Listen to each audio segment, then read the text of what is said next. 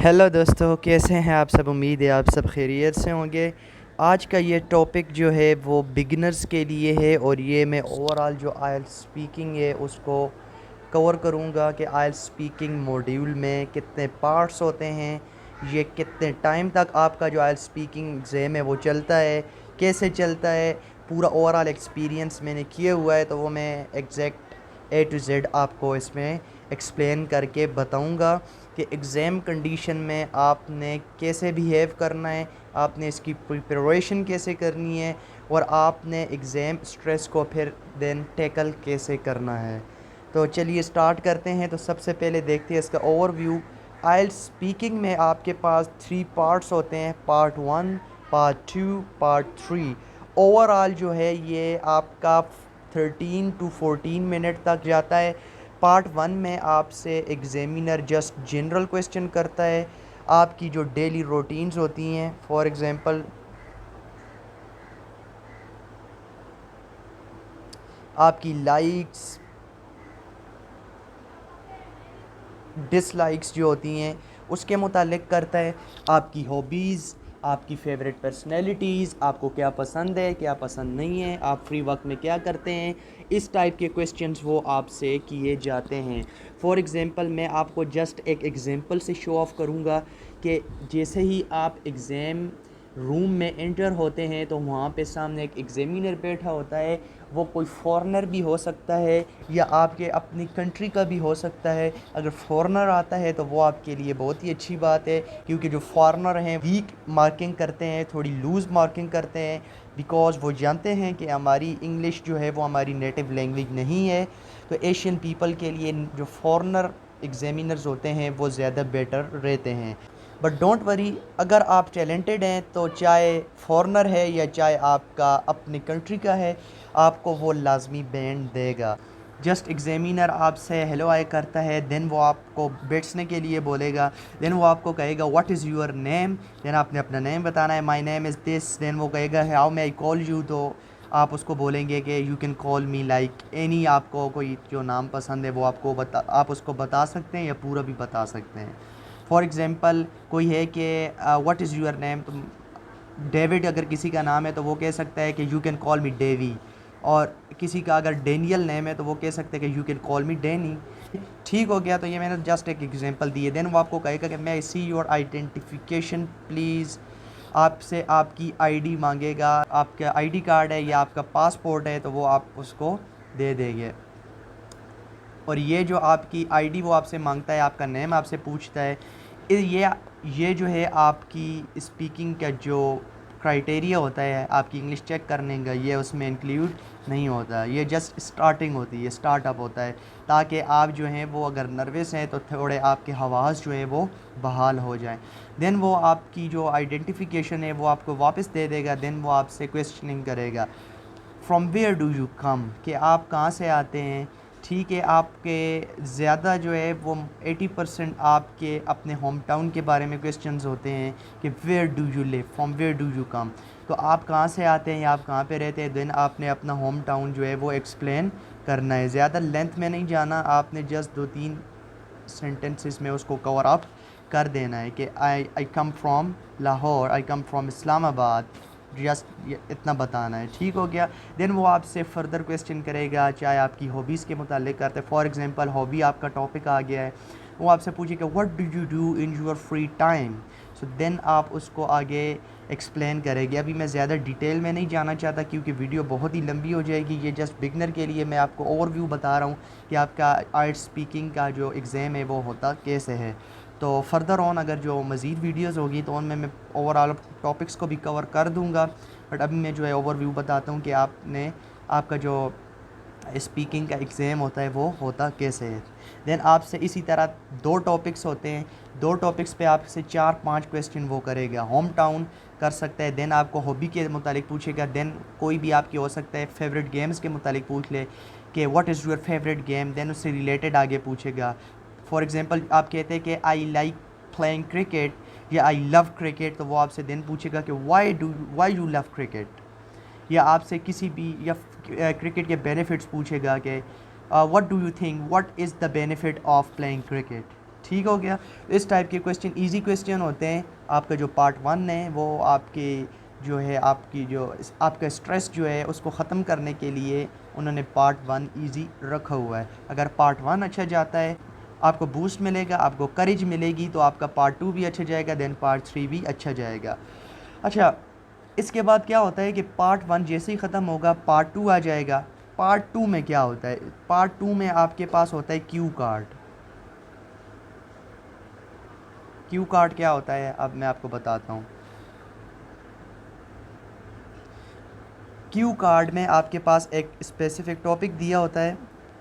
Examiner आपको एक topic देगा, एग्जामिनर आपको बोलेगा here is your cue card and you can take a look and you have 1 minute to prepare, you can make some note if you wish and then you have to speak for 1 to 2 minute। Examiner आपको बोलेगा कि आपके पास 1 minute है, आप 1 minute में notes बना सकते हैं। आपको पेन एंड पेपर वो दे देगा, वही ऑन द स्पॉट दे देगा। फिर आपको बोलेगा कि आप जो है नोट्स बना सकते हैं, पॉइंट्स बना सकते हैं।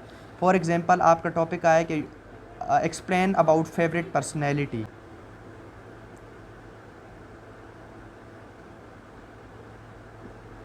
पर्सनैलिटी क्यू कार्ड होगा कि explain about your favourite personality. Then आपके वहाँ पे फॉलो अप क्वेश्चन होंगे, नीचे पॉइंट्स बने हुए होंगे कि हु वो कौन है, वेयर कहाँ रहता है। देन क्वेश्चन हो सकता है कि वाई यू लाइक हिम, आप यानी उसको क्यों पसंद करते हैं। तो इस टाइप के 3-4 क्वेश्चन आपके पास फॉलो अप लिखे हुए होंगे, तो आप इनकी मदद से नोट्स बना सकते हैं। नोट्स कैसे बनाएंगे? हु फॉर एग्ज़ाम्पल कोई भी नेम दे देंगे, ठीक है। मैं यहाँ पे कोई भी नेम दे देता हूँ, शाहिद अफरीदी फॉर एग्ज़ाम्पल। मैं शाहिद अफरीदी का नाम दे दिया। देन मैं लिखूँगा, पॉइंट्स बना लूँगा कि वो कहाँ पे रहता है। देन मैं आगे रीजंस लिखूँगा, जस्ट पॉइंट्स में लिखूँगा कि वो जो है best batsman of the world है, एंड देन फेवरेट पर्सनैलिटी है क्योंकि वो जो रियल लाइफ में भी है बहुत हिम्मत वाला बंदा है, उसने ये काम किए हैं। तो वो आगे फिर जब मैं अलग से एक टॉपिक पे वीडियो बनाऊंगा क्यू कार्ड पे, तो देन उसमें मैं एक्सप्लेन कर दूंगा। बट ओवरऑल यही होता है कि आपको एक टॉपिक दिया जाता है, इस पे आपको 1 minute प्रिपरेशन के लिए दिया जाता है, और आपको 1 से 2 मिनट जो है अनस्टॉपेबल बोलना पड़ता है। दरमियान में आपने रुकना कहीं भी नहीं होता है, और यहाँ पे आपकी जो है वो फ्लुएंसी चेक की जाती है। ठीक हो गया? ओके। ये जो फ्लुएंसी है ना, तो यहाँ पे आपकी क्यू कार्ड में वो गेट अप कर लेते हैं। और यही जो आपका क्यू कार्ड है ये आपका इम्पोर्टेंट, वेरी इंपॉर्टेंट पार्ट है, क्योंकि जब अगर आप क्यू कार्ड को कवर अप कर लेते हैं तो 6 बैंड आप पक्के समझें अपने। अगर आप एफिशिएंट वे में क्यू कार्ड को कवर अप कर लेते हैं तो आप 6 बैंड को पक्का समझें। क्यू कार्ड के लिए मैंने एक स्ट्रेटजी दी हुई है, इसमें मैंने उर्दू में एक वीडियो बनाई हुई है कि आपने क्यू कार्ड में पीपीएफ मेथड यूज़ करना होता है। आप जा सकते हैं मेरे चैनल पे, चेक कर सकते हैं कि व्हाट इज़ पीपीएफ मेथड क्या होता है। मैं एक न्यू वीडियो बनाऊंगा, प्रॉपर एक लंबी वीडियो होगी। पीपीएफ मेथड में मैं टॉपिक्स लूँगा और आगे आंसर्स एक्सप्लेन करूँगा कि कैसे आप पीपीएफ मेथड यूज़ कर सकते हैं। उसमें मैंने जस्ट ओवरव्यू बताया कि पीपीएफ मेथड कैसे यूज़ किया जा सकता है, क्योंकि इस मेथड के बगैर जो ज़्यादातर स्टूडेंट है, मेजॉरिटी ऑफ स्टूडेंट वो फेल हो जाते हैं, वो स्टक हो जाते हैं, अपनी 2 मिनट्स की जो स्टोरी है वो उसको कंप्लीट नहीं कर पाते हैं, उनके पास जो है वो कंटेंट है वो ख़त्म हो जाता है। तो पीपीएफ मेथड जब यूज़ करोगे तो आपके पास कभी भी कंटेंट ख़त्म नहीं होगा, आप 2 मिनट्स ईज़िली बोल पाओगे। तो ये आपका हो गया क्यू कार्ड। अब चलते हैं पार्ट 3 की तरफ कि पार्ट 3 में आपके पास क्या होता है। तो पार्ट 3, ओके, पार्ट 3 आपके होते हैं follow up questions. Follow up questions, follow up question आपके रिलेटेड टू क्यू कार्ड। यानी आपका जो क्यू कार्ड होता है, फॉर एग्जांपल फेवरेट पर्सनैलिटी पे आपका क्यू कार्ड आया, तो देन आपके जो पार्ट 3 के क्वेश्चन होंगे एट लेंथ वो लेंथी हो जाएंगे, थोड़े बड़े हो जाएंगे। 3-4 क्वेश्चन वो आपसे 5 क्वेश्चन करेगा। फेवरेट पर्सनैलिटी में, कि फेवरेट पर्सनैलिटी क्यों ज़रूरी है। वो इस टाइप के क्वेश्चन हो सकते हैं कि ईजी नहीं होंगे कि आपका क्या ख्याल है फेवरेट पर्सनैलिटी क्यों होनी चाहिए किसी बंदे की। देन वो आपसे क्वेश्चन पूछेगा कि आपका क्या ख्याल है, मतलब इसमें जो पार्ट 3 में इसमें ज़्यादातर आपके ओपिनियंस होते हैं, आपके ओपिनियंस प्लस एग्जांपल्स आपने ऐड करनी होती हैं। मींस कि ये डिस्कशन टॉपिक इसको बोलते हैं, डिस्कशन टॉपिक। इसमें आपने डिस्कस करना होता है एट लेंथ, ज़्यादा लेंथ में जो है ना आपने थोड़ा लेंथी आंसर देने होते हैं। तो वो आपसे देन पूछेगा कि फेवरेट पर्सनैलिटी एक इंसान की ज़िंदगी पर क्या असर डालती है, क्या फेवरेट पर्सनैलिटी को फॉलो करना ज़रूरी है। तो इस टाइप के क्वेश्चन आपसे वो पूछेगा। डेली लाइफ एग्जांपल्स आपको ऐड करनी पड़ेंगी, क्योंकि इसमें जो है वो थोड़ी डिस्कशन ज़्यादा एट द लेंथ में होती है, तो वो ज़्यादातर जो लोग होते हैं वो वोकेबलरी में वो लैग कर जाते हैं। तो देन ये जो पार्ट 3 है ये आपका डिसाइड करता है कि आप 7 बैंड में आते हैं, 8 में आते हैं या 9 बैंड में आते हैं। 6 बैंड तक तो आपका क्यू कार्ड कवर हो जाता है, बट ये पार्ट 3 जो है ये देन मज़ीद इम्पोर्टेंट है कि ये आपका डिसाइड करता है कि आप 7 में आते हैं, 8 में आते हैं, 9 में आते हैं।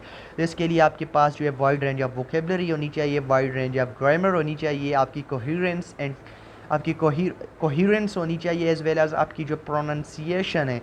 इसमें एक बेस्ट पार्ट जो होता है वो प्रोनंसिएशन का होता है, यानी कि प्रोनंसिएशन जो होती है आपकी वो 25% ऑफ मार्क्स होते हैं। ज़्यादातर लोग इसकी तरफ तवज्जो नहीं देते, टेंशन नहीं देते इसको, बट आपके 25% मार्क्स जो हैं वो डिपेंडेंट होते हैं आपकी प्रोनंसिएशन के ऊपर, कि आपके जो वर्ड प्रोनाउंस कर रहे हैं, क्या जो वर्ड आप प्रोनाउंस कर रहे हैं वो ठीक है या गलत है। तो इस पर भी आपके 25% मार्क्स का डिपेंडेंट होते हैं। चलिए आगे आप देखते हैं कि कौन से आप ऐसे 4 कैटेगरीज है जिससे आपकी जो है वो मार्किंग होती है। तो सबसे पहली जो चीज़ होती है वो होती है फ्लुएंसी प्लस कोहेरेंस, ये पहली चीज़ है। देन सेकंड आपकी चीज़ होती है वोकेबलरी, वोकेबलरी देखी जाती है। देन आपकी ग्रामर होती है कि ग्रामर में ये बंदा कैसा है। देन आपकी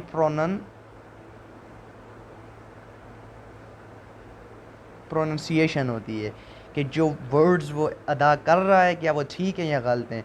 फ्लुएंसी प्लस कोहेरेंस ये होता है कि क्या जो बंदा स्पीकिंग का एग्ज़ाम दे रहा है वो अनस्टॉपेबल बोल रहा है, बग़ैर किसी एफ़र्ट के बोल रहा है, बग़ैर किसी फोर्स के बोल रहा है, ऐसे ऐसे तो नहीं कर रहा। अगर ऐसे कर रहा है तो मींस के फ्लुएंसी में अपने वर्ड्स जो अपने नंबर्स है वो लैग कर जाएगा। कोहेरेंस का मतलब होता है कि आपके जो सेंटेंसेस है वो कनेक्टेड है, या एक बात एक कर रहा है दूसरे सेंटेंस में टोटली बात डिफरेंट हो जाती है, आपके जो सेंटेंसेस है वो एक दूसरे का साथ ही नहीं दे रहे, कनेक्टेड ही नहीं है। कोहेरेंस का मतलब ये है। वोकेबलरी का मतलब ये नहीं है कि आपने डिफ़िकल्ट वर्ड यूज़ करने हैं, कि बहुत ही ज़्यादा मुश्किल वर्ड यूज़ करोगे तो आपको वो नंबर दे देगा, ऐसे नहीं होता। हमेशा नेचुरल वोकेबलरी यूज़ करो। नेचुरल वोकेबलरी से मुराद है कि जो आपकी नेचुरल इंग्लिश है उसी को यूज़ करो।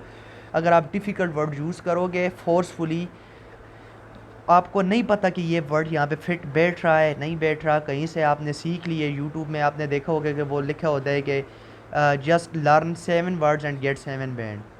ऐसे कभी नहीं होता। एग्जामिनर कोई फूल नहीं होते, बेवकूफ़ नहीं होते, बहुत शातिर होते हैं। अपनी नेचुरल इंग्लिश से भी आप जो है वो 7-8 बैंड इजीली ले सकते हैं, चाहे वो सिंपल वर्डिंग ही क्यों ना हो। बट आपकी जो इंग्लिश है वो नेचुरल होनी चाहिए, फ्लुएंसी आपकी होनी चाहिए, कोहेरेंस होनी चाहिए। वोकेबलरी का कोई इशू नहीं है, सिंपल हो जाए, क्योंकि 25% अगर आप यहाँ से कैरी करते हैं ठीक हो गया। ग्रामर आपकी ठीक है, 25% आप यहाँ से कैरी करते हैं। प्रोनाउंसिएशन आपकी ठीक है, 25% आप यहाँ से कैरी करते हैं। तो अगर वोकेबलरी में सिंपल वर्डिंग की वजह से आप 15% भी कैरी कर रहे हैं तो 8 बैंड तो आपके कहीं भी नहीं गए। देन तो आपने नेचुरल वोकेबलरी को यूज़ करना है। देन ग्रामर में आपने डिफरेंट सेंटेंस स्ट्रक्चर यूज़ करने हैं, कंडीशनल यूज़ करने हैं, आपने passive voice active voice use करने हैं। देन आपने क्या करना है, डिफरेंट टेंसेस यूज़ करने हैं, फ्यूचर को भी यूज़ करना है, आपने प्रेजेंट को भी यूज़ करना है, पास्ट को भी। तीनों टेंसेस को आपने जो है वो यूज़ करना है, आपने वैरायटी देनी है। आगे जो है मैं चल के हर एक जो टॉपिक है आपका fluency and coherence, vocabulary, grammar and pronunciation, इनको अलग अलग कवर अप कर लूँगा। देन आप मेरी वो वीडियो चेकआउट कर लेंगे तो आपको जो है कम्प्लीटली कवर अप हो जाएगा। ये जस्ट बिगनर्स के लिए था ओवरऑल जो मैंने लेआउट बताया है। देन अगर फिर भी आपका कोई क्वेश्चन है तो कमेंट में मुझसे पूछ सकते हैं, मैं आपको इसका आंसर कर दूंगा। तो इस तरह आपका जो है वो मार्क अप होता है आपका आइल्स स्पीकिंग का एग्ज़ाम। अगर आपको वीडियो अच्छी लगी है तो लाइक एंड सब्सक्राइब करें। मिलेंगे नेक्स्ट वीडियो में किसी नए टॉपिक के साथ, तब तक के लिए अल्लाह हाफिज़, गुड बाय।